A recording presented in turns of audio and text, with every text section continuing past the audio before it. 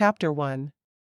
Doris Butler had been in Salmon, Oregon, for just over a month, and the town was already a different place. She hadn't come to town with the intention of changing everything and everyone, but it had happened anyway. She sat at the table with her two closest friends, who were like sisters to her already. Gretchen was to her left, and the schoolteacher, Miss Frederica Hughes, was to her right. "I've been thinking about your situation, Gretchen," Doris began. "I think we need to send for a mail-order husband for you. It's not the way things are normally done, of course, but I'm sure my brother Darryl would come. He can work with Harv at the mill." "Darryl is your twin, right?" Gretchen asked. It wasn't easy keeping up with Doris's 13 siblings. "He is. He's a good man, and if he doesn't treat you right, I can box his ears." Rika laughed. "I'm not sure if we need more of your demon horde living here in Salmon." Doris stuck her tongue out at Rika. "I know Gretchen needs a husband. If she's still living at her mother's house when the baby is born, I'm afraid it's going to be terrible for her." Gretchen sighed heavily. "You're right about that. My mother will never forgive me for getting pregnant out of wedlock. It's not my fault my fiancé was lost at sea, but she sure seems to think so." She patted her belly. "We only have 2 months, though." "I know, so here's my plan. I'm going to wire my sister and tell her to put Darryl on the first train out here. I'll make sure she knows that you're pregnant, because even my brother doesn't deserve that kind of surprise. But when he gets here, you two can marry. I have to talk to Harv yet, but we all know that's just a formality. The man is practically working himself to death to fill all the orders he gets. He needs a helper." Gretchen and Rika exchanged a look. "I'm not so sure about this plan of yours, Doris," Gretchen said with a frown. "Your brother deserves to be with someone who's not already huge with another man's baby." Doris sighed. "We're talking about the brother who insisted I put newspaper on the barn floor before we painted the cow purple. Still, he's been a good brother to you, which is why you're suggesting he marry me. Are you sure you want him tied to a woman who has a bad reputation? Demon. Horde." Doris shook her head. "I promise you he's used to having a bad reputation, and he cares just about as much as I do. Let me telegraph lizard breath." Gretchen bit her lip. "I don't know if I'm ready to marry someone. Reginald was the love of my life.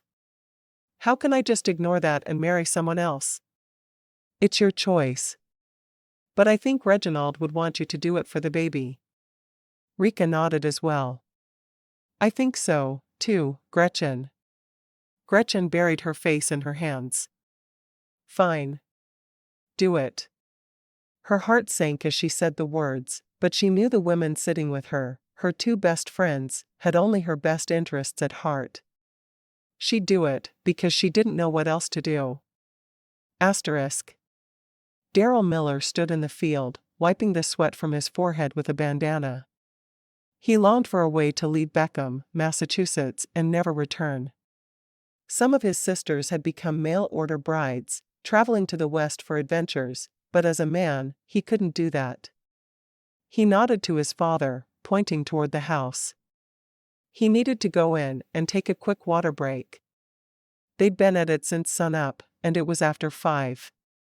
Harvest season was always the busiest. When he got to the house, he was surprised to see his sister Elizabeth there, quietly chatting with their mother. Elizabeth wasn't exactly a stranger, but she usually came out for holidays or invited 1 or 2 of her siblings to come and visit her at once. He couldn't remember the last time she'd just dropped in for a visit in the middle of the week. "Hey, lizard breath." Darryl had never gotten out of the habit of calling her by her childhood nickname. He was pretty sure none of their siblings had either.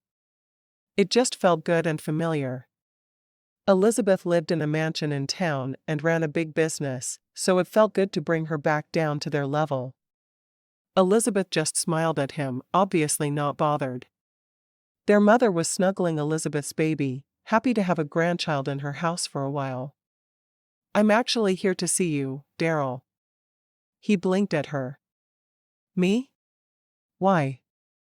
You have a bride out west that's looking for a groom to come marry her? You think you're kidding? Doris has a friend. She's very pregnant. Her fiancé died at sea right before their wedding. She's been pretty much ostracized in the town. Doris's husband Harv would give you a job in the sawmill. They want you on the next train. Seriously? Why me? Darryl had never dreamed of going off to be a mail-order groom. Sure, their brother Wally had done it years before, but Wally had always been a bit odd. I'm not sure. Doris says that you're the man. I think she misses having her twin around. Elizabeth smiled at him. Are you interested? Darryl sat down heavily, still trying to figure out if this was something he'd even think about being interested in. A marriage to a strange pregnant woman who had been ostracized by her town. But his sister Doris, who had impeccable taste in friends, wanted him to marry her. And he'd have a non-farming job in the West. Oregon. Near the coast, from what he understood. I think I am. We should be done with harvest tomorrow night. Then you can leave on Tuesday? I'm going to go and wire Doris back. She's going to be so excited to get to see her favorite brother. Elizabeth got to her feet and reached down for her baby. Come on, Benjamin. Let's go home. Did you walk?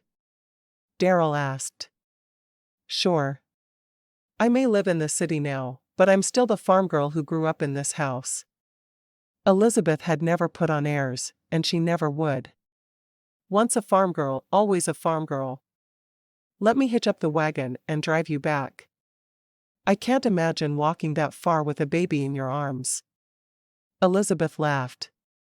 I won't say no to the ride, but I'm perfectly capable of walking. I don't think you're some hothouse pansy now that you live in your big house, but I have a hard time believing you enjoy the 30-minute walk while carrying my nephew. He stood up. Wait here while I hitch up the wagon. 10 minutes later, they were on their way. What more do you know about this girl? He asked as soon as they were out of earshot of their mother. Her name is Gretchen. She's kind and loving. No one speaks to her, and some of the ladies in town even tried to shun her. Elizabeth shook her head. All of this came from letters and not from the telegram. The telegram was bare bones, asking specifically for you to marry Gretchen. What do I need to take with me? I've never even been on a train before. He was flummoxed and excited all at once. Everything you want. If there's something that won't reasonably fit into a couple of bags or a trunk, then I can ship whatever it is to you. I'm betting you won't marry the day you arrive, because you won't have a place to live. Gretchen still lives with her parents, but she may have planned to have a house with Reginald that you could move into. Not sure about that part of things. Will Doris meet me at the train station? Elizabeth laughed. I'm sure she will. I'll tell her that's a requirement of you coming. She'll probably have her twins, Pri and Pauline, with her. I can't wait to meet them. And hug the stuffing out of Doris. It feels like it's been years since I've seen her. I think you two were closer to each other than any of the rest of us. Susan and I were always close, but it didn't bother me too much when she moved to Texas. It's always bothered you that Doris moved to Oregon. Darryl shrugged, neither confirming nor denying his sister's words. I miss her. We're supposed to be together. I think she feels the same, and that's why she asked for you specifically.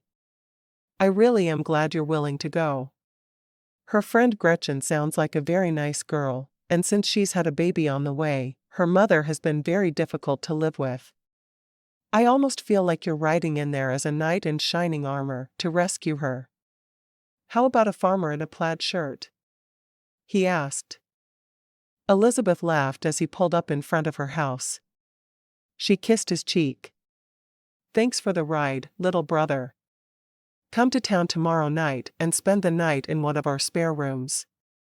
Then we'll send you off Wednesday morning. I'm going to send Bernard to the telegraph office." "You mean he's home, and he didn't bother to drive you?" "I always thought he was a better man than that."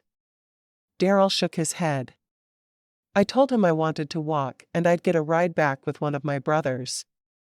Elizabeth grinned at him as she climbed down, the baby in her arms. "See you tomorrow." Darryl was laughing as he drove off. His sister really was an independent woman. He couldn't even express how proud he was of her. Asterisk. When Darryl's train started to get close to Salmon, Oregon, his nerves got the better of him. He thought about getting off the train at the stop before Salmon, just because he wasn't sure if he could get off and marry a total stranger. What had he agreed to? He closed his eyes and prayed that not only would his sister be at the train station waiting for him, but that his new bride would be excited to see him. He was worried about her still being in love with the man she'd been engaged to, the father of her child. He wondered if he'd be able to think of himself as the child's father quickly. He hoped so, for all of their sakes. When the conductor called out his stop, Salmon, Oregon, he got to his feet, breathing deeply. Looking out the window, he tried to spot his sister, but he couldn't see her through the seats and people in them. Stepping off onto the platform, he looked around, trying to spot Doris and his new bride. Instead, he was engulfed in a hug by arms that he'd always considered scrawny. "Doris." "Darryl, I have to admit I've missed you. It's so good to have you here." Doris stepped back and introduced him to her twin daughters. "This is your Uncle Darryl. Pauline, meet your uncle." She smiled at Darryl. If you have trouble telling them apart, Pri has green eyes and Pauline has blue. They're almost identical otherwise until you get to know them. I'm glad it was easier to tell us apart than that. Just look down the front of the diaper. Darryl winked at her, and she laughed. "You're a mess." "I am." He looked around. "Where's my bride?" Doris frowned. "I'm really not sure. She was supposed to be at my house 30 minutes ago, so we could walk over together. I waited until the last minute. Hopefully she'll be there when we arrive." "Could something have happened to her?" "I really don't know. Her mother isn't exactly fond of her, but I don't think she'd sit back and let her be injured in any way." Doris shrugged. "I'm sure she'll be waiting for us. I didn't lock the house, so she could just go in. She may not have felt up to the walk today either. She's pretty close to her time." Darryl picked up both of his bags and walked alongside his sister. "Nice little town." "It really is." "Well, it's getting nicer, we'll say. It's growing fast, and all of the lumber goes through Harv's sawmill. He's really glad he's going to have someone to work beside him. It's nice of you to have a job ready for me when you sent for me. I'm excited to be in the West and not be farming anymore. I swear if I had to pick one more bug off a plant, I would have screamed." Darryl shook his head. No one knew his hatred of farming quite like Doris did. "I understand completely." She stopped in front of a building. "This is the sawmill. Our house is out back. Let me introduce you to Harv, and then hopefully we'll go to my house and find Gretchen waiting for you." Harv shut off the saw and walked over to them. "This is your twin? Darryl, right?" He offered his hand to shake. "Yes, it's good to meet you. From Doris's letters home, it's obvious she thinks a lot of you," Darryl responded, gripping his new brother-in-law's hand. "Thanks for the job offer. I won't let you down. If you're anything like your sister, you'll exceed every expectation I don't know I have yet." Darryl laughed. "Doris is pretty exceptional." Harv smiled. "I hope you're ready to work first thing in the morning. I'm going to finish up for the night, but I have orders coming out my ears. I need a man working beside me, and I can't wait. I can start now." Just give me a minute to get changed into work clothes. Harv looked at Doris, obviously hoping that she would consent. Yes? No, Doris said, shaking her head. He's been on a train for days. Asking him to start tomorrow is too soon in my opinion, but I understand how behind you are. And I know how hard my brother is used to working. He's not going to want to wait to get started. Darryl shrugged. I guess I'm starting tomorrow. I promise you will get what you pay for, having a Miller on your payroll. No doubt in my mind. Harv waved as his wife, daughters, and brother-in-law headed around the sawmill to his home. Doris opened the door, fully expecting to see Gretchen sitting at the table waiting for her. Instead, her two older boys and her other close friend, Rika, were waiting, along with a note addressed to Doris. Rika was the boys' teacher, and she often went home with them after school to visit their mother and Gretchen. What's the note? Doris asked, reaching for it. No idea, Rika answered. I just got here, so I helped myself to tea and cookies. I knew you'd be here soon. I had to meet this practically perfect brother of yours. She stood up and offered her hand to shake. I'm Rika, the local schoolteacher. That's an unusual name, Darryl said, smiling at the woman. He'd never met a schoolteacher he was fond of, but this one had pretty golden curls coming out of her bun, and he wanted to remove each pin and see what happened when her hair flowed free. Rika was aware that Doris was reading the note, so she continued to try to occupy her friend's brother. It's really Frederica, but that's such a mouthful. My father started calling me Rika before I could walk. I like it. Darryl looked at his sister. So? What's the deal? Doris sighed. Gretchen couldn't go through with the marriage. She's not ready for anyone to replace Reginald in her life. Darryl frowned. What am I supposed to do now? Chapter 2. Rika looked back and forth between brother and sister. I'll marry you. She hadn't meant for the words to pop out of her mouth, but they had. She immediately wanted to crawl under the table, but she couldn't show cowardice. Two of her pupils were in the very next room. Darryl and Doris both looked at her as if she'd lost her mind. Really? Doris asked. I was planning on talking you into a mail-order groom after Gretchen was settled. Darryl frowned at his sister. Just because you're happily married doesn't mean the whole world needs to be.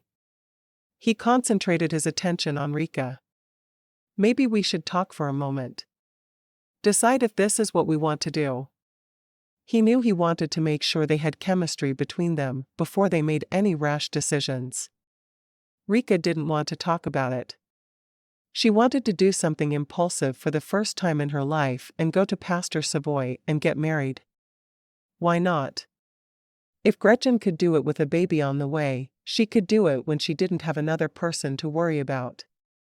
She'd never even kissed a man, but she was sure her lips wouldn't fall off or anything. Finally, she nodded. Let's go for a walk, and we can talk. Thankfully it was Friday afternoon, and her parents weren't expecting her that weekend. In the past month, she'd spent more weekends in Salmon than ever before. Having friends had changed the town for her. Darryl smiled at his sister and opened the door for Rika. He wasn't sure what to say. He found her very attractive, but she was a schoolteacher. He was more apt to put a toad in a schoolteacher's lunch pail than he was to marry one. Rika automatically walked away from the center of town. She didn't want people to see them and assumed they were courting, just to find out that they weren't going to marry after all. They'd walked over a minute without either of them saying a word, so Darryl cleared his throat. Tell me about you. Are you from here? I'm from the next town over. This is my second year to teach here in Salmon. Before this, I taught in the school I went to growing up. This school offered a little more money, but more importantly, it offered me independence. Your sister's kids almost ran me off, and from what I understand, they've run the past 3 teachers off. He chuckled. The butler brats. We've been called the demon horde for so long, I really understand where the boys are coming from. Rika sighed. They've been much better behaved this year. I find I'm very impressed with how your sister handles them.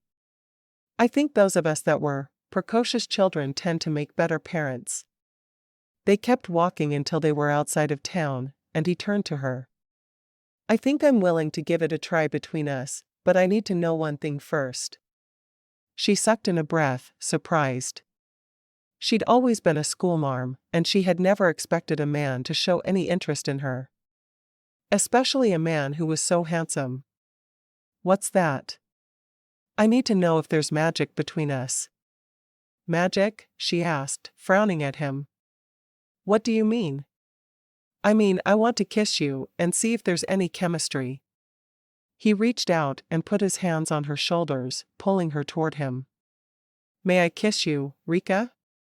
With as close as they stood, he marveled at how thick her eyelashes were. She wore spectacles, and they seemed to magnify her eyes a bit. He wanted to pluck them off her face and see what she looked like without them. Rika looked up and down the road both ways, and then nodded. She couldn't risk being seen kissing a man she'd met minutes before by any of the parents of the children she taught. She could lose her job. He slowly lowered his head, pressing his lips to hers. As soon as their mouths touched, he felt as if an electric current was flowing through his body. He gathered her closer, deepening the kiss. After a moment, he had his answer, and he stepped back. He was out of breath, and her glasses were slightly fogged up. Right there, on the dirt road leading out of Salmon, Oregon, he got down on one knee. I don't have a ring to give you, but that doesn't make the sentiment any less real. Will you be my wife, Rika, whatever your last name is? Rika felt a hysterical laugh bubbling up inside her. Never in her entire 25 years had she done anything impulsive. Not one thing. And here she was standing on the side of the road, looking down at a man she'd just kissed after mere minutes' acquaintance. Why yes, Darryl, whose last name I really do know. I'll marry you. He got to his feet, taking her hand and pulling her toward him, kissing her again. Let's go find the preacher. You don't even want to know where we'll live? She couldn't believe he was ready to marry her so quickly. Weren't there details to work out? He frowned. Are you boarding with someone here in town?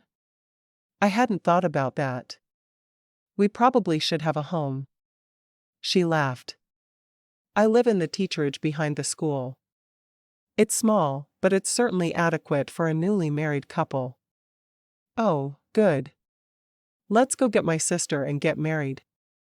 I'm done dilly-dallying. I have to work in the morning. He pulled her back toward town. You don't mind if my sister is there? And my nieces and nephews? Not at all. Your sister has become one of my very closest friends. It's like our souls knew each other the very instant we met. You know, I've always felt that way about her too. Of course, we are twins.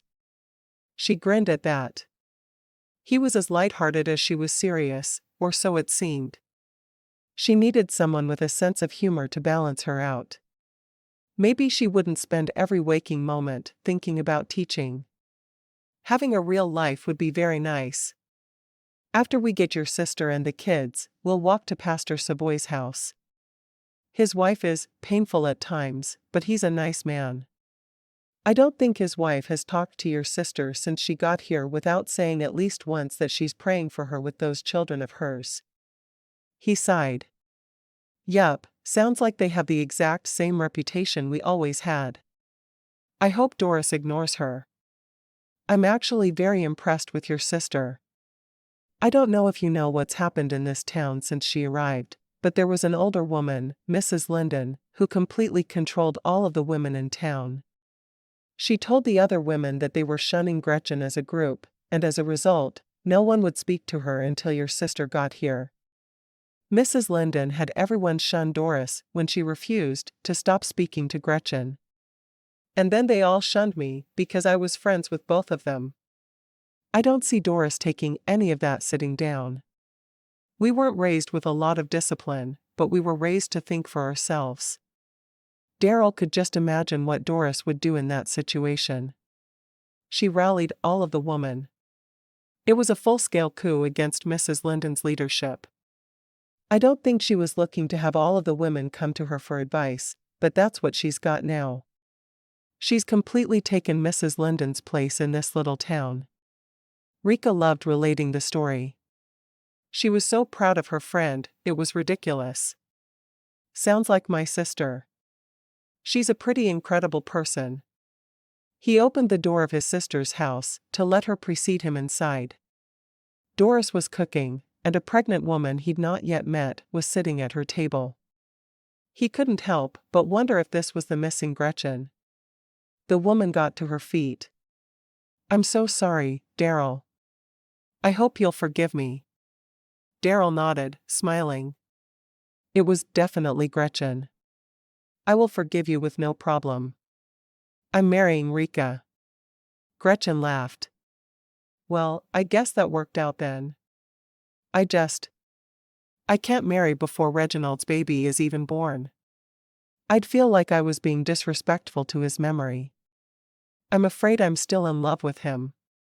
I understand that completely.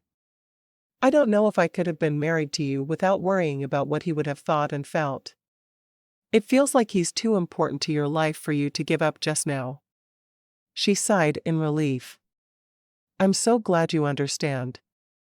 Turning to Rika, she hugged her friend. "And I'm excited you're getting married. May I come to the wedding?" Rika smiled. "How could I get married without my Salmon sisters?" "I don't know if I can get married with 3 fishy-smelling women in the vicinity, but I'll do my best," Darryl said, a grin on his face. Doris wrinkled her nose at him. "We're at the point in the supper-making process where I can be gone for exactly an hour. Let's go get this wedding done." "I feel like you're pressuring me to do it fast," Darryl said, wrapping his arm around his twin and hugging her tight. "Yup. That's exactly what's happening." Doris called for the children, and the 8 of them set off down the street for the pastor's house. "We look like we're setting out to cause some sort of mayhem." "Well, we're 2 of the demon horde and 4 butler brats. Between the 6 of us, we could make some pretty crazy things happen, I think." Darryl's mind automatically went to mischief-making, but he tried to tamp it down. There was no need to cause trouble, though it was always a bit fun. One of the boys, and he didn't know which was which yet, turned to him and frowned. "We don't like being called the butler brats. We're very well behaved now, right, Miss Hughes?" Rika nodded. "Oh, definitely. You're like 2 totally different boys than you were at this time last year. I'm very proud of the progress you've made." Both boys seemed to walk a little taller, and Darryl smiled. "Since you're my nephews, I could have taught you some fun new tricks, but I'm marrying the school marm, so I have to be loyal to her first." The older boy, he really needed to learn their names, turned to him and grinned. "Maybe you can tell us stories about what you and Ma did. We'd be very amused and promise not to mimic you. I don't think a joke is as good if you don't think of it yourself anyway." Rika gave Darryl her best schoolteacher look. "I don't think that's a very good idea." The boys had been well behaved, but getting new ideas was not something she wanted for them. Darryl sighed. "I have to listen to my wife. What if she makes me stand in the corner all night at home?" Both boys giggled. "I had to stand in the corner a lot last year," the younger boy said. "And we're still not allowed to go into the mercantile. We apologized and helped clean up the mess, but I don't think Mrs. Gottweiler is ever going to forgive us. Ever. Sometimes saying you're sorry just isn't enough. Even if you do help pick up the mess. Like when you and Ma painted the cow purple," the older boy said to him. Darryl laughed. "She told you about that, did she?" "I think that's the day our sister Lizard Breath started planning how she was going to get out of the house and away from us. 2 years later, she was living in the biggest house you ever saw, and she was sending women off to marry strangers. She did a lot to get away from your ma and me. Doris grinned at him. His words were true, though certainly not the entire story. Well, soon we'll both be married, and the wonderful people of Beckham, Massachusetts will be able to tell stories about us forever. Our memories will live on in infamy. Darryl grinned over at Rika, who was trying not to laugh. Do you want to join me in my infamy? I'm not sure about that. I like teaching a lot, and if I join you in your infamy, I might end up jobless. Rika grinned at him. She really did like his devil-may-care attitude about everything. It was very endearing. This is the pastor's house. Rika drew a deep breath, suddenly nervous about the ceremony, and what would come after. They walked to the house, and he knocked on the door. When a woman opened it, she frowned at them. Her eyes caught Doris's, and she said, "I'm still praying for you." Doris smiled sweetly. "This is my brother, Darryl, and he's here to marry our own schoolteacher, Rika. Would your husband be available to perform the wedding?" Mrs. Savoy shook her head. "I hope he plans to help you with your hellions." She opened the door wide. "Come in. I brought my hellions with me.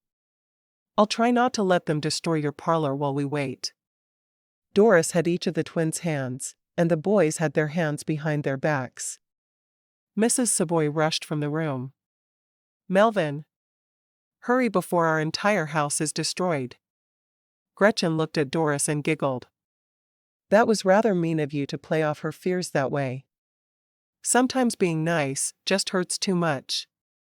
Doris sat down on one of the sofas, holding the twins on her lap. The boys were on either side of her, looking perfectly innocent. Of course, they all knew that the innocent look was sure to send the pastor's wife into a fit of apoplexy.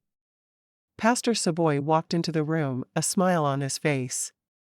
"You sure do have my wife running scared of your children, Mrs. Butler." "I approve." Doris grinned. "My brother, Darryl, wants to marry Frederica Hughes, the local schoolteacher. I believe I introduced you at church last Sunday." Rika had been going home to her parents' house every weekend, and only in the past month had she gone to the local church and met some more of the people in the town she worked in. "Ah, yes, of course. It's nice to see you again, Miss Hughes." The pastor picked up his Bible. "Let's get this wedding going." Darryl and Rika took their places in front of the pastor, and he took her hand in his, offering what comfort he could. He could feel her nervousness, and he didn't want to add to it. 10 minutes later, they were pronounced husband and wife. "Go ahead and kiss your bride, son." The pastor grinned. He was a jovial man, and Darryl liked him instantly. He was sure he wouldn't be preaching hellfire and brimstone like the pastor back in Beckham. Darryl reached out for Rika and pulled her to him, kissing her softly. "Happy wedding day, wife." Rika stood there staring at him, and suddenly the most important thing in her mind was trying to remember if she'd made her bed that morning. She was usually neat and orderly at all times, but she'd slept a little later than she should have. "Oh, dear, I don't know if it's made or not." Darryl turned to the pastor and shook his hand. "Thank you, sir. You're very welcome. I hope to see you in church on Sunday." "Oh, definitely. I never miss church." And he never had. There was no better place to pull pranks on unsuspecting people. "Let's all head back to my place, and I'll feed us all a nice wedding supper. I could probably even manage to bake a cake," Doris said, getting to her feet. "Chocolate?" Pri asked, her eyes dancing with excitement. "Only if you and your sister can lick the bowl for me. You know that's the most important step." "We will," Pauline said excitedly. "That better mean we get to share the frosting," one of the boys said. Darryl promised himself he was going to learn the names of those boys before the day was over. He didn't care what it took. A man should know the names of all his nieces and nephews. Taking his new wife's hand in his, he led the way out of the pastor's house and back down the street. He was married. He didn't feel any different, but every time he glanced at his beautiful wife, his heart beat just a little bit faster. Chapter 3. Rika felt oddly as she walked hand in hand with her new husband toward her friend's house. For a moment, she worried one of her students or their parents would see her, but it didn't matter anymore. She was a married woman. There was nothing in the town's charter about a schoolteacher marrying during her term, so unlike being seen in an ice cream parlor, this couldn't be used against her. Darryl was joking around with the others and making the boys laugh. She felt a bit distanced from it all. He was obviously a man who enjoyed being the center of attention, while she tended to be more of a wallflower. She certainly hoped it was true what people said about opposites attracting, because she desperately wanted her marriage to work. She was glad she wasn't going home to Pennington over the weekend because she wasn't sure how she could explain to her parents that she'd married a stranger. Hopefully by the time she'd been married for a week, she'd have a good explanation in place, and her parents would accept it. Rika dove into helping with supper as soon as they were back at Doris's house. Gretchen took a seat and picked up the sewing project she'd been working on. So much sewing had needed to be done when Doris arrived that Gretchen had immediately begun helping. The cake was in the oven and the frosting was whipped up by the time Harv walked in the door from work. He walked straight to his wife and kissed her softly. He smiled at Gretchen. "Best wishes." Gretchen shook her head. Rika married him. Harv looked very confused for a moment, and he looked at his brother-in-law with surprise. "Now how did that happen?" Darryl shrugged. Gretchen didn't want to marry anyone but the father of her baby. Rika said she'd marry me, and I think she's awfully pretty, so I figured why not? I came here to marry a stranger, and that's just what I did. Rika turned from the bread she was slicing. He did ask me properly on one knee, though. He did? Doris asked.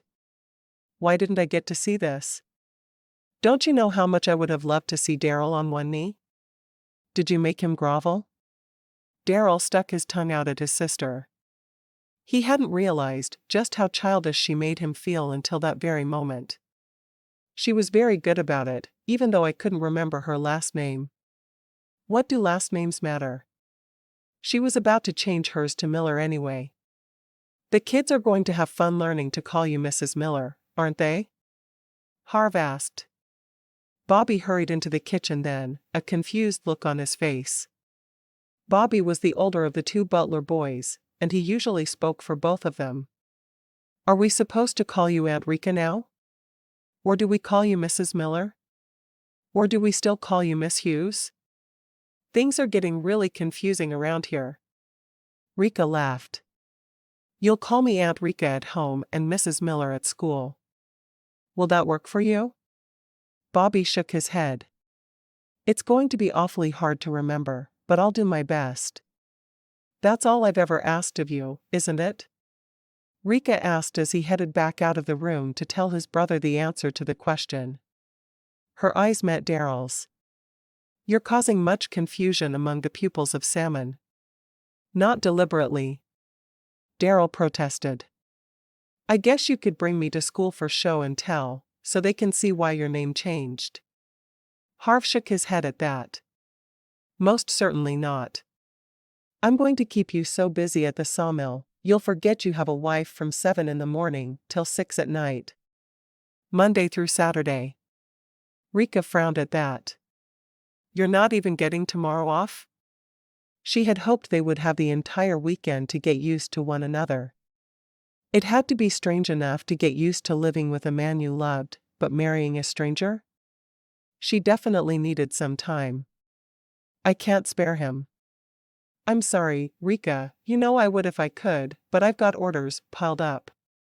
I promised everyone I'd have help starting tomorrow, so I will need to have him work starting tomorrow. Darryl smiled at his wife. It'll be nice to have the extra money coming in. You'll see. He could see she was disappointed. Rika wasn't entirely sure about that. She wanted to spend the entire weekend getting to know her new husband before returning to work on Monday. I guess we'll have to make the most of our Sundays off then. She wondered if he'd care for a picnic.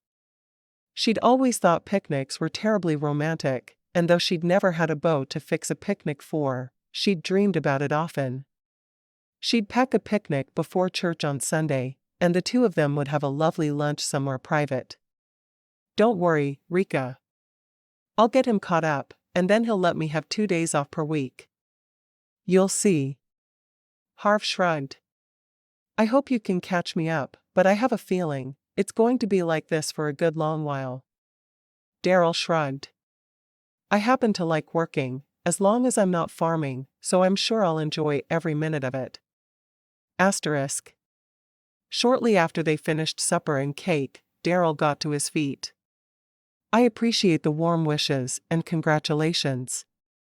Thanks for helping us make the most of our wedding day. Rika smiled at him, glad he didn't mind getting up in front of groups and making little announcements like that.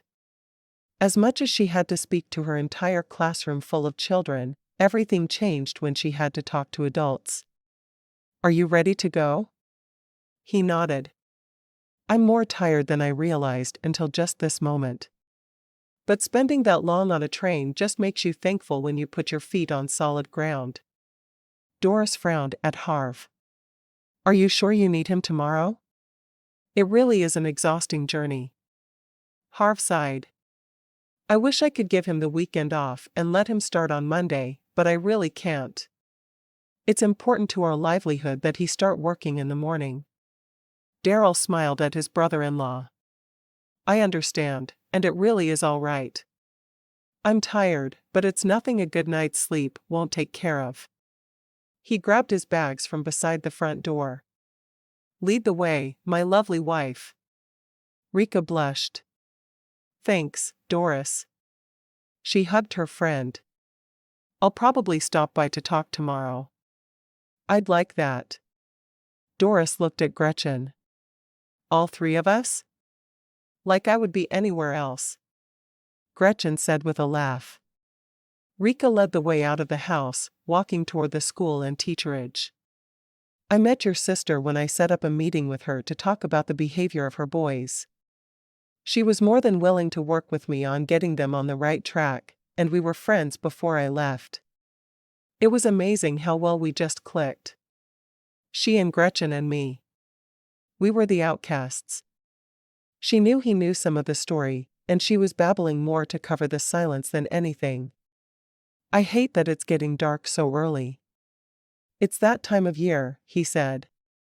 I helped finish up the harvest in Beckham and then I left to come here. My dad needed me to do my share. It felt strange knowing they were going to her house to be alone. He'd never been quite that alone with a woman he wasn't related to. About tonight, we can wait a while to consummate if it makes you feel better. I'm all for doing it right away, but I can understand a woman not being as comfortable with that. Rika thought about it for a moment. Why don't we take a week to court and see what happens from there? I've never been courted, and I love the idea of it. I've never courted anyone. My family was pretty much ostracized in our area because of the demon horde thing. I know you already know about it, so I'm not going to get into it too much, but it was hard to find someone to court or to even let me talk to her at a barn dance. You went to barn dances? She asked. She'd always wanted to do something like that. A few. But there was no dancing for me because all of the young ladies in the area knew to stay away from me. He sighed. We'll figure this courting thing out together. Maybe we could do a dance in the schoolhouse next Friday night. To celebrate our wedding, or harvest, or the fact that we live in a free land. She didn't know why, but suddenly she felt like she needed to dance with him, to have that part of courting she'd always looked forward to but never had. In other words, you don't care what we call it, just so you get to go to a dance. As long as you promise to dance with me. I've never actually gone to a dance because I was always afraid I'd end up being a wallflower, and no one would ever ask me to dance. I love to dance. Rika had practiced with her own brother for hours on end, but she'd never found the courage to actually go to one of the dances by herself. She'd prayed to be asked to the dance, but when she wasn't about to risk her feelings by standing alone. He grinned. I would love to dance with my beautiful wife. I'm surprised you even have to ask. He glanced at her sideways. How much further? She pointed. That's the schoolhouse up ahead, and the teacherage is right behind it. I hope you don't feel too cramped in it. She realized then she only had one bed in the little house. They would have to share it whether they were ready to be intimate or not. Why hadn't she thought of that sooner? Darryl stopped in front of the school. You should show me the schoolhouse. I want to see where my little wife disciplines students and turns them into thinking machines. I'm not sure about my students being thinking machines. In fact, I'm sure most of them aren't. They come to school because their parents make them. Most of them plan to be farmers, fishermen, farmers' wives, or fishermen's wives. There's never any variation. They know what kind of culture they come from, and they have no desire to rise above it. Does that make it hard to teach them? He knew it had been similar at their little country school outside of Beckham. Everyone had known what they'd do from the moment they were born. It does sometimes. They don't understand why they need to know how to read and write when their jobs will likely have nothing to do with that. I convince the girls that they want to be able to read so they can follow recipes. The boys need math so they won't be cheated when they bring their catch into the market. That kind of thing. I wish I could get them to want knowledge just for the sake of knowledge, but that's not happening anytime soon. She opened the door to the schoolhouse and walked along the desks. The school is big enough for 20 pupils. We have that many in the winter, but in the spring and fall, it's more like 15. The bigger boys stay home to help with the chores. He nodded. That's how it was back home, too. My sisters could do math in circles around me because I never got as much of an education as they did. My father said it was just the way of the world, and I needed to be happy I could go to school in the winter. Rika sighed. It seems to be the way of farming communities everywhere. Hopefully one day that will all change and school will be mandatory for children all 9 months of the year. He stopped and looked at her desk. If I were your student, I'd have spent a lot of time in the corner. I'm sure you would. Or getting your knuckles rapped with a ruler. Do you do that? He asked. All of his teachers had believed in rapping the knuckles of the most undisciplined of their pupils, and that was usually him and his siblings. His parents had never believed in corporal punishment, but they'd never argued when the teachers had meted it out. She shrugged. I never have. I came close to using a ruler on both Bobby and Matthew last year, but thankfully it never came to that. Sit at your desk. Darryl sat down at one of the desks meant for the youngest students, his knees banging into the desk in front of him. Why? I just want to picture you as the teacher. He didn't mention that her hair was falling out of its pins. He could tell that first thing in the morning, she tried to tame her blonde curls, but by the end of the day, there were tendrils escaping every which way. He loved it. Rika sighed, but she sat down at her desk. School will now come to order, she said in her best teacher voice. Darryl grinned. I married the school marm.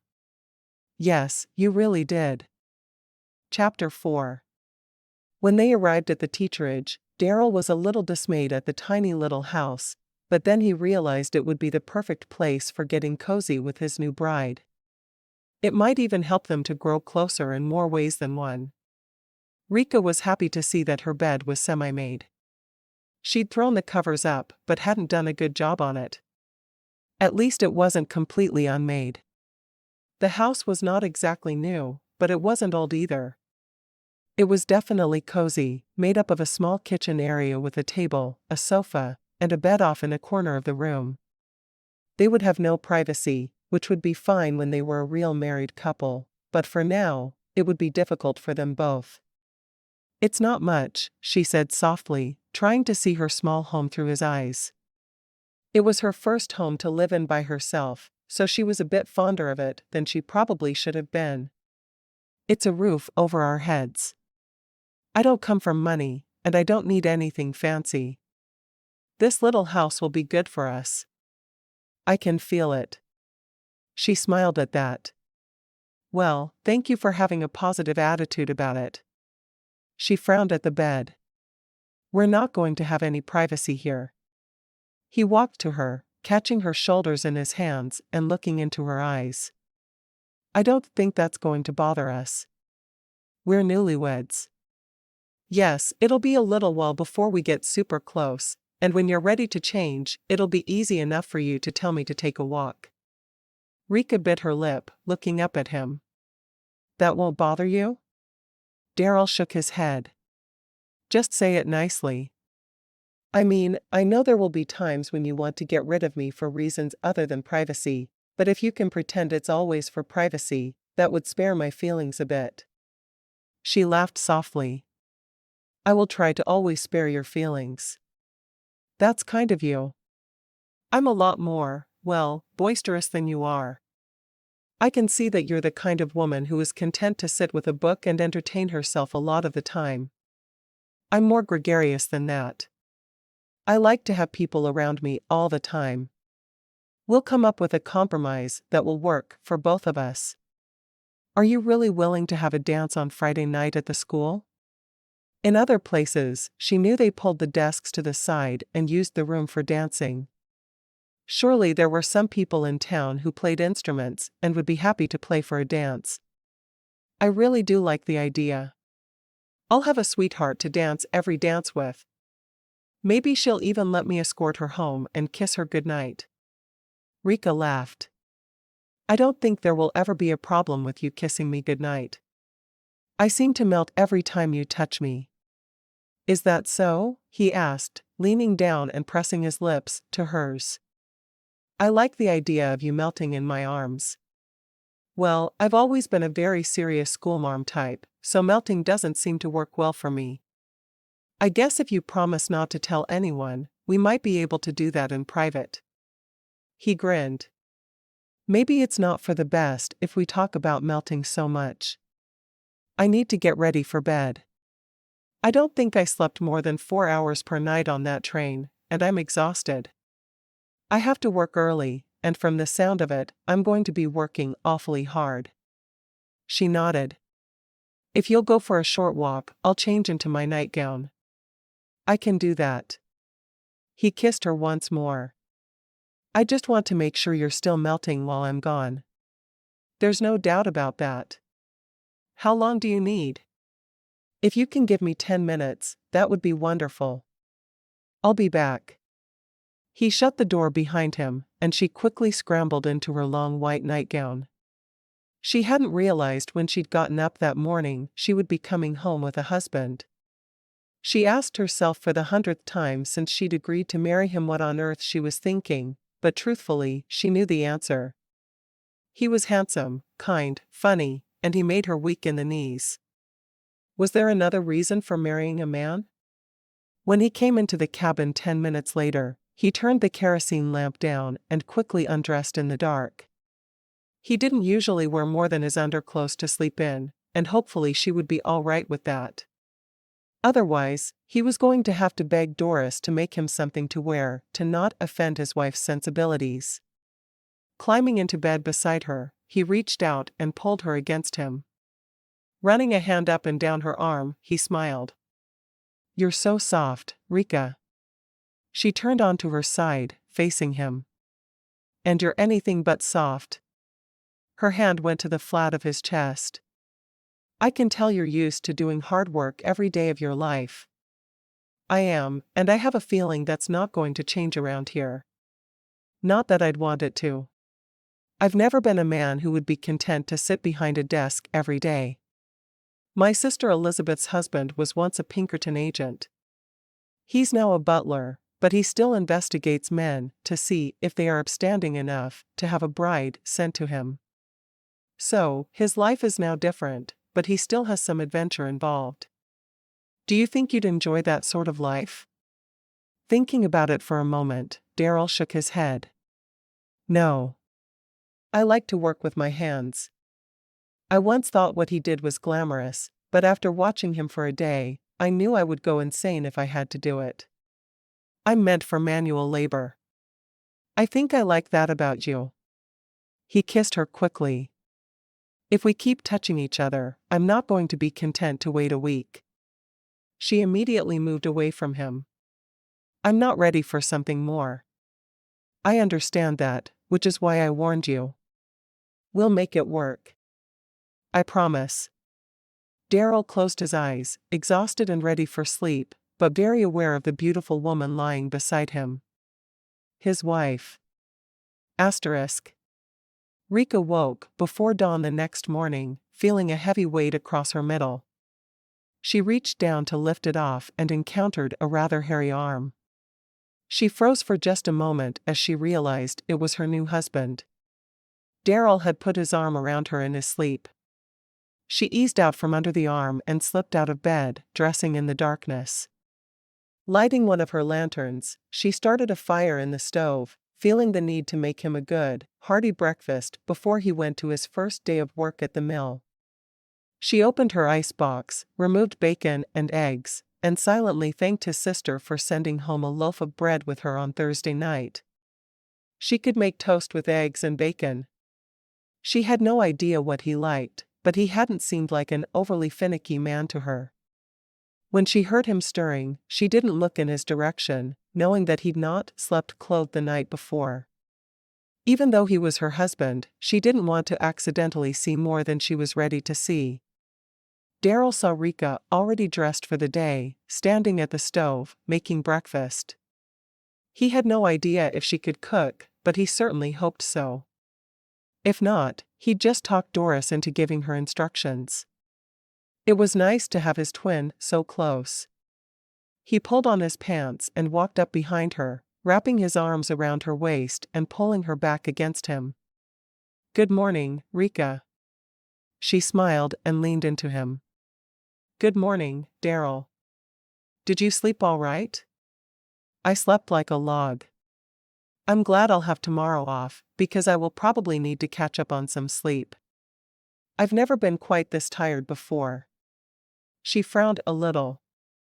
"I was thinking we could go on a picnic after church." "That sounds very nice. We'll have the picnic, and then I'll get a nap afterward."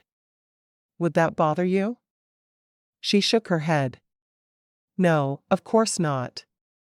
I know you've traveled a long way, and you need to recover." "Well, it's not like I've been ill, but it does sort of feel like it. I had never been on a train before, and my first trip being 2,000 miles was a bit much for me."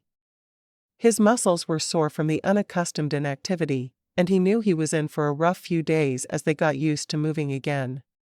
She scooped the eggs onto a plate and added the bacon she'd already done. Opening the oven, she pulled out the toast and set it on his plate as well. "There you are. I hope you like eggs and bacon." He kissed her quickly after taking the plate. "It looks wonderful." "Thank you." She fixed her own plate and poured them each a cup of coffee. "Are you a coffee drinker?" she asked, holding the cup and looking at him. "I feel like that's something I should already know about the man I married." He grinned. "I am a coffee drinker, and if we'd courted like normal people, you'd have known it before we married. Remember, we're taking the next week to court each other, so you will know everything you need to know at the end of that week." "Is that even possible?" she asked, handing him his coffee and sitting down across from him. "I'm a simple man. How long could it possibly take to know every little detail about me?" She shook her head. "You think you're a simple man. I have a feeling I'm going to find you a great deal more complicated than you're leading me to believe you are." "Not possible." He grinned at her, taking her hand in his and bowing his head for a prayer. After the prayer, she took a bite of her toast. "Do you want children?" He nodded. "I grew up with 13 siblings. We ran wild in the countryside of Massachusetts, and I would say I had a truly wonderful childhood.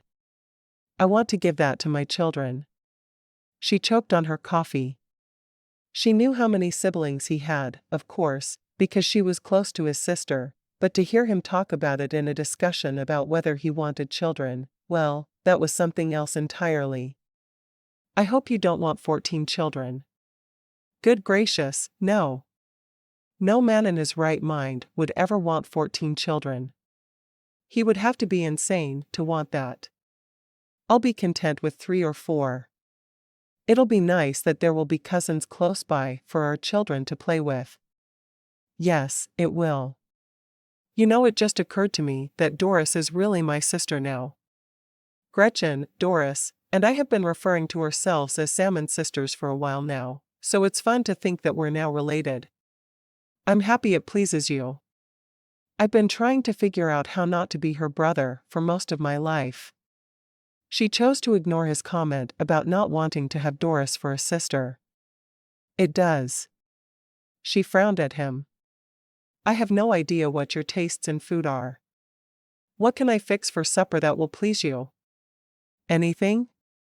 He shrugged. "Yup. Anything. I'm very easy to please. As long as it's not raw and not burnt, I will gladly eat it. All of my sisters have practiced cooking on me, so I'd probably even eat it raw and burnt." She grinned at that. "Well, then I will have to test that. I'll go to the store today and get some extra food. I usually eat very simply, and honestly, I take a lot of meals at your sister's house. I'm sure you'll want to do that less than I have been. I like my sister. I would love to get to know her kids better. I don't even know the older 2 boys' names, and it's making me crazy. The oldest is Bobby, and the second is Matthew. I never thought to even ask you that. Of course you know. You're their teacher." He shook his head. "Sometimes the brain just doesn't work properly." She laughed. "I think you're just very tired. And you had an interesting day yesterday. You got off a train and saw your sister for the first time in months, and then you found out the woman you came here to marry wasn't interested in marrying you, and then some other random woman agreed to marry you. That would be a trying day by anyone's standards." He nodded emphatically. "You're right. I'm excused." "Yes, you are." She frowned. "I'm not sure what to pack you for lunch. Whatever you usually pack for yourself will work. But more." "All right." She stood up and went to her icebox, pulling out an apple and some egg salad she'd made up. She quickly spread the egg salad onto 2 pieces of bread. She put 2 more pieces of bread on top and wrapped each sandwich in brown paper. She usually had an apple and 1 sandwich, but she wasn't sure if an apple and 2 would be enough for him. "Is that enough?" "Should be. If I'm starving to death, I'll bug Doris." He watched as she put the meal into a tin lunch pail, much like he'd used to carry his lunch to school and back home. "Thank you for making my lunch. I'll be more prepared the next time.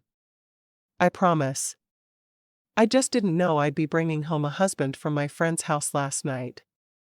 That does rather throw a wrench in things, doesn't it?" He leaned down and brushed his lips across hers. "I'll see you this evening. Are you spending the day with Doris and Gretchen?" "I'll probably spend the afternoon there. I need to do some shopping this morning. We're going to need a whole lot more food than I usually have on hand." She looked at her stack of papers to be graded on a small table beside the sofa. She would have to take those with her and grade papers while her friends sewed. She'd done it before, and she was always slower because of their chatter, but it was much more enjoyable as well. "Sounds good. I'll stop by there after work so we can walk home together. Can you find your way back?" They'd walked to the teacherage in the dark, and she had no idea how his sense of direction was. "Yup." With one more kiss, he grabbed his lunch pail and disappeared out the door. As soon as he was gone, Rika leaned against the counter. The man was already filling every bit of her life. She wondered if she was going to be able to survive him. Chapter 5. After doing her shopping, Rika went to Doris's house, remembering to take the papers she needed to grade. She'd given a history test the day before, and she tried to always get tests back the next school day. Of course, she might not be able to keep up that kind of schedule now that she was married, but she would have a couple of hours every day after school before Darryl came home from work. When she got to Rika's, Gretchen was already there, sewing away on a shirt for Harv. They'd already completely redone the children's wardrobes, and now they needed to work on Doris's husband's. "I had to bring work with me," Rika said after Doris opened the door for her. "I gave a test yesterday, and I'm afraid I haven't had time to grade it yet." "The tests can wait." "How did it go last night? Did Darryl really propose on one knee? I just can't picture that." Doris practically pushed Rika into a chair, ready to get all the details from her friend. "It went fine. He's a good man. I need to figure out his tastes to cook for him, and it's all so sudden, but I'm going to be a good wife. I've decided." Rika didn't mention the wedding night because she didn't want to admit to her friends she hadn't gone through with it. It was none of their business anyway.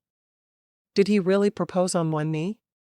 You have to at least tell me that," Doris insisted. Rika laughed. "Yes, he did. On the side of the road leading out of town. And you said yes."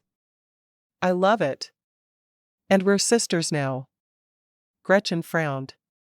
"We've all been sisters all along, remember? You're not leaving me out of this." Rika grinned at Gretchen. "We're still sisters. I promise. It's just a little more legal with Doris and me. I don't care if it's legal, as long as we're still sisters of the heart like we've been since the day we all first sat in this kitchen together." Doris shook her head at Gretchen. "As if that could ever change. It was us against all the women in town for a little while.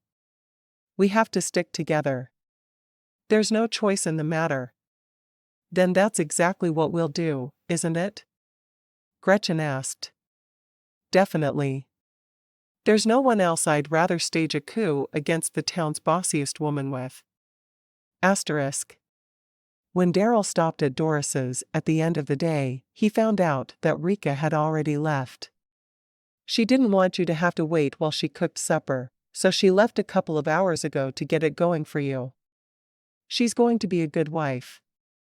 Darryl waved at Gretchen, wondering why the girl was a permanent fixture in his sister's kitchen. He liked her well enough, but he knew it was a good thing he had ended up married to Rika instead of her. "I'll see you at church in the morning." Doris nodded. "Yes, you will. Now go away while I finish fixing our supper." She shut the door in his face, and he laughed. "Your husband is right behind me," he called through the door. "He knows how to open a door," she yelled back. Darryl looked at Harv. "She's always been this way. We tried to teach her manners, but they just didn't stick." Harv smiled. "I love her just the way she is." "Glad to hear it." Darryl headed toward the teacherage, his mind on his brother-in-law's words. Harv was in love with Doris, which thrilled him for a couple of reasons. He was glad his sister was happy was the first.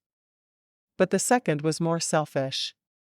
It told him that a marriage where two people really didn't know each other beforehand really could work. Maybe it wasn't ideal, but it all depended on what he chose to make it. He was very much a man who believed he could choose to love someone. Maybe he wasn't in love with his wife yet, but he would be. Because he chose to love, and he chose to be happy. When he got to the teacherage, it seemed strange to just walk in, but it was his home now. He opened the door and called out to her, so she'd not be nervous. "Rika. I'm home." She turned from the stove and smiled at him. "Are you always this noisy when you get home at the end of a long day of work?" He shrugged. "No idea. Until yesterday, I lived with my family on the farm I grew up on. This is all new to me." Well, I'm glad you're having the new life with me. It's strange to me to have someone live with me after being here alone. How long have you been here? Darryl asked, setting his lunch pail on the counter and sinking into one of the kitchen chairs. This is my second year. I was here for the fall and spring semesters last year, and then I went home for the summer. Now I'm back. So I've been here a year, but only part of a year. She pulled a loaf of bread from the oven and set it on the counter. I hope you're hungry. I made a pork roast, mashed potatoes and gravy, carrots, and fresh bread. It all smells wonderful. Are you always going to spoil me this way? She laughed. Don't count on it. I get so involved in grading papers, I might forget to cook at times. I'll do my best. That's all I can ask. Didn't you say that to the boys yesterday? Yes, I did. And I meant it. Rika served the food onto 2 plates.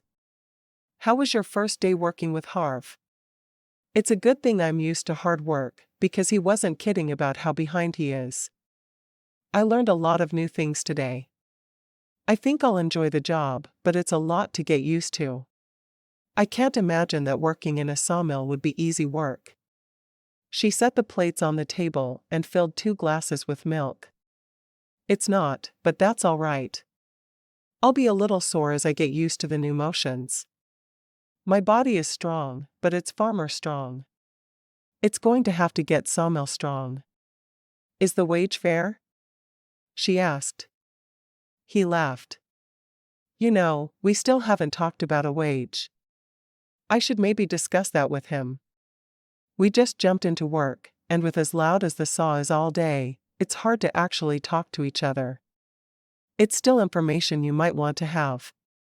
A teacher's pay isn't great, but with a house being furnished, it's a lot better than it could be. If I didn't love it so much, I don't know that I could continue. As they ate, he talked about what the job had entailed. I was surprised you weren't at my sister's when I got there at the end of the day. I thought we'd decided you were going to walk home with me. Yes, but then I realized I wouldn't be able to have supper ready if we did that, and I really wanted to fix a nice meal on our first night as husband and wife. Well, the first night I cooked for you.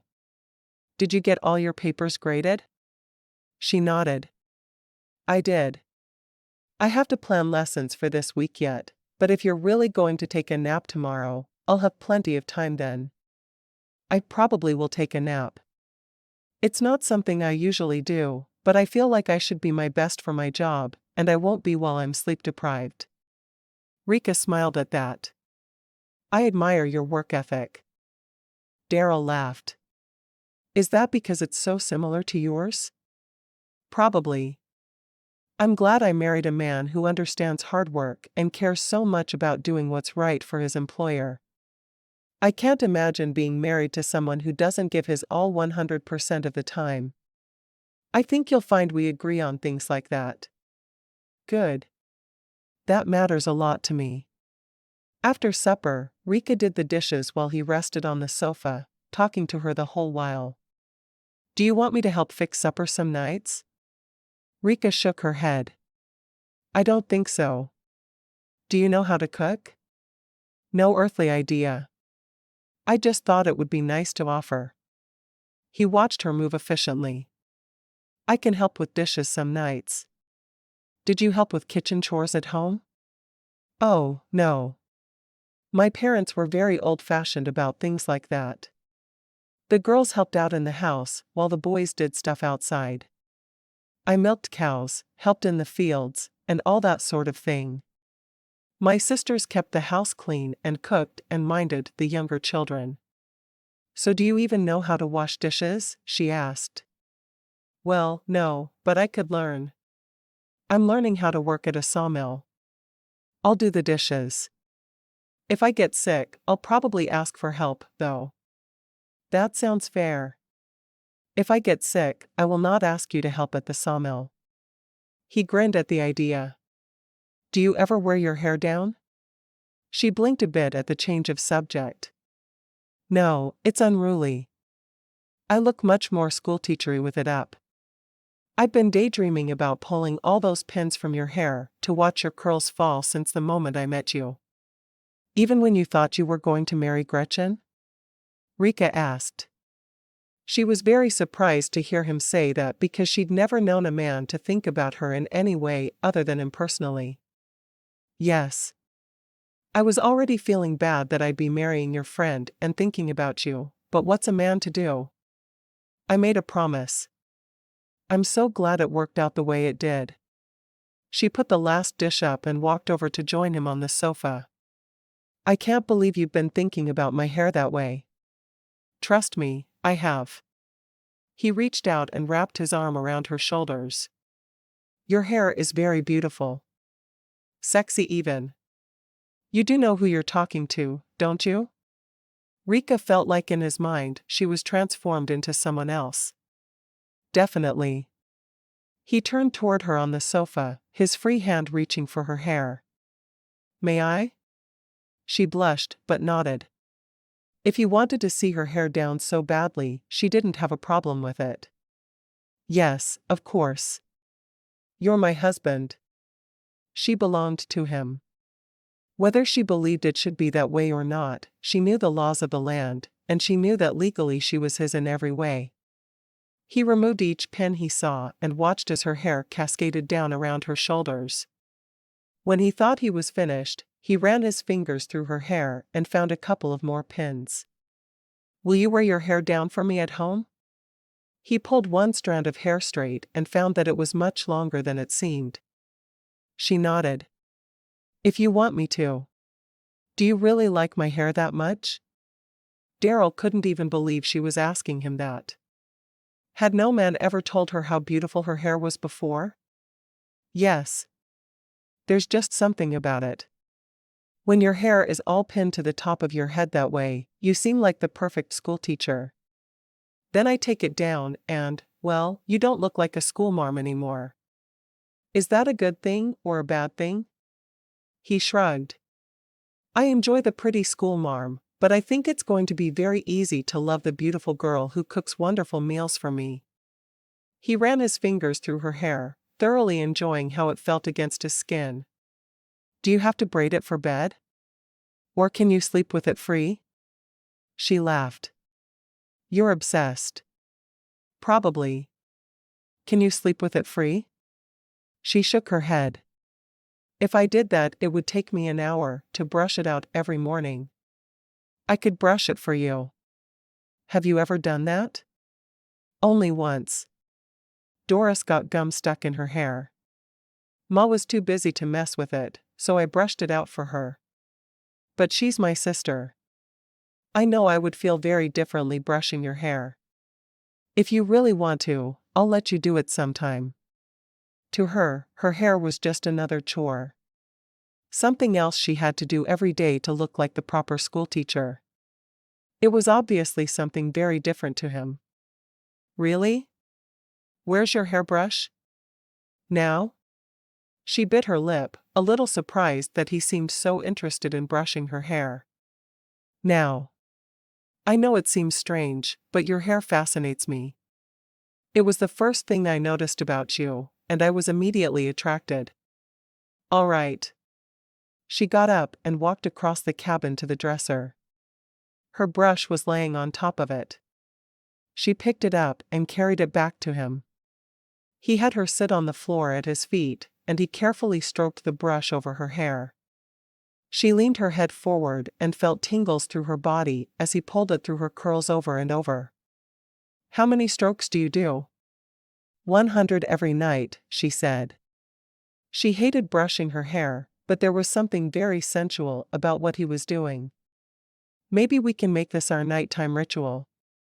Every night I'll do the 100 strokes for you. He loved the idea of getting his hands on her hair every single night. Maybe it was strange, but he didn't care. I guess. To me, it's just another chore. Oh, trust me. It's so much more to me than that. He finally stopped and handed her the hairbrush, surprised at how very aroused he was. I'm going to go for my walk. I'll be back in 10 minutes. He needed some cold night air to be able to get into bed with her. Rika got up off the floor and stared at the door he'd closed behind him. She felt like something special had just happened, and she just wished she understood exactly what it meant.